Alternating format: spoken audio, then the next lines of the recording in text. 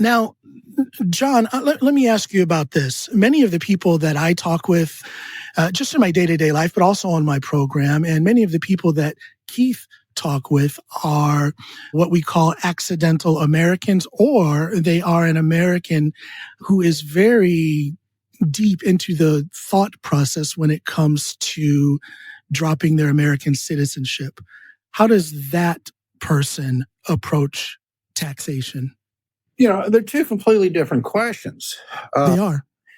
Anybody U.S. citizens are the only carbon life forms in the world that, by definition, dual tax residents. So, in other words, life is fine if they live in the United States, but if they leave the United States, you may have seen a product called an invisible dog fin where you get a shock, right? Okay, that's really what they are.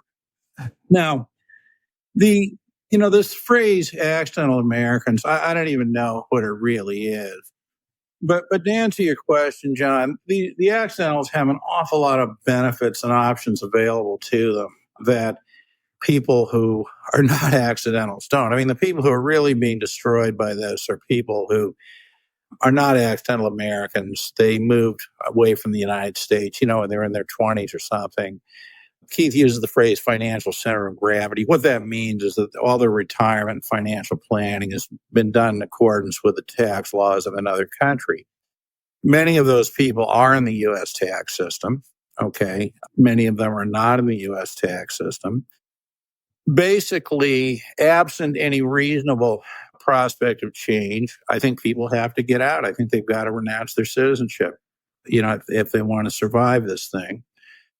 Some will renounce as tax compliant Americans, some will not. The IRS, incredibly, going back to the point of accidental Americans, and I think that this is generous and reasonable because they can't change the laws, but has created a program called the Relief Procedures for Former Citizens that will allow accidental Americans to renounce U.S. citizenship in most cases, and wrap the whole thing up.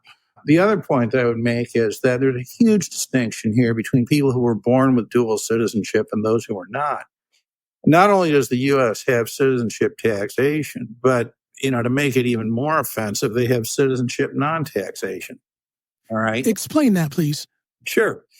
Let's say that I'm going to use the example that Keith always uses, although I think this is unreasonable.